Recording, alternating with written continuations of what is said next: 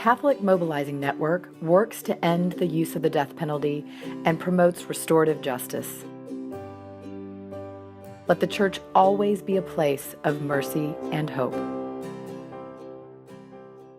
Hi, I'm Monsignor Stuart Swetland, president of Donnelly College in Kansas City, Kansas, and one of the authors of the book Where Justice and Mercy Meet, Catholic Opposition to the Death Penalty. Today on Mercy and the Dignity of Human Life, we will explore the popes, the bishops, and the death penalty.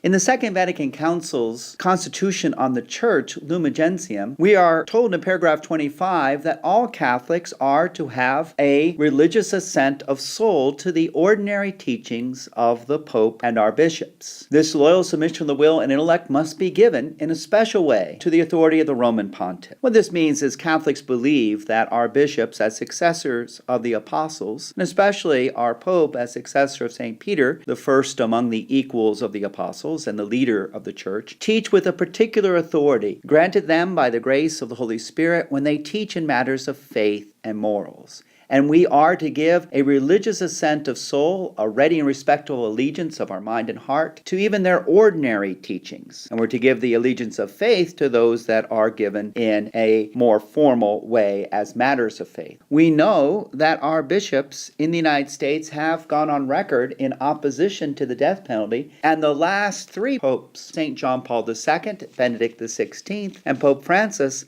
have all eloquently and frequently spoken out against the death penalty. In 1974, the United States Conference of Catholic Bishops went on record against the use of the death penalty. They continue to hold this position even after some of the major attacks that have happened on our soil, like the Oklahoma City bombing of the federal building in Oklahoma City and the multiple terror attacks of September 11, 2001. Indeed, our bishops have been very uniform, as have our popes. John Paul II, of course, put out a new catechism of the Catholic Church, which is, as he says, a sure norm of the teaching of the faith. And in that catechism, in the first edition of 1992, it had some statements about capital punishment. But by 1997, when the final official edition in Latin was published, the teaching there was tightened to say that bloodless means must be used if they can defend society from unjust aggression. John Paul II went on to say, in the Jubilee year, may the death penalty, an unworthy punishment still used in some countries, be abolished throughout the world. And again, when he was in the United States, St. John Paul said, a sign of hope is the increasing recognition that the dignity of human life must never be taken away, even in the case of someone who has done great evil. Modern society has the means of protecting itself without definitively denying criminals the chance to reform. I renew the appeal I made, most recently at Christmas, for a consensus to end the death penalty,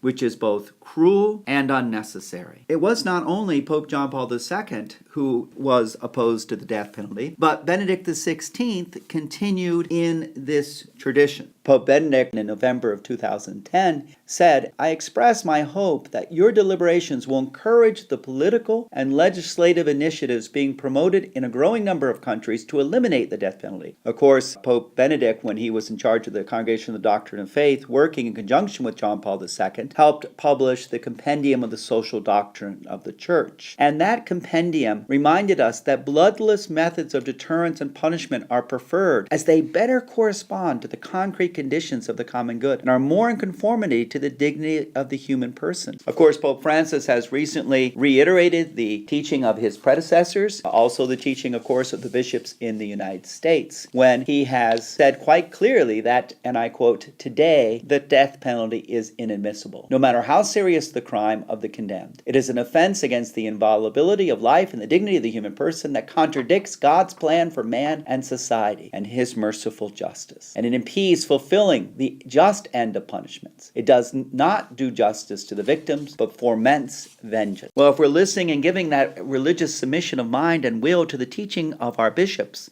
then all Catholics in the United States will be opposing the use of the death penalty. We need to teach that death is never the solution to our problems. Thank you for listening. We believe in the dignity of all life. Catholic Mobilizing Network to end the use of the death penalty and promote restorative justice.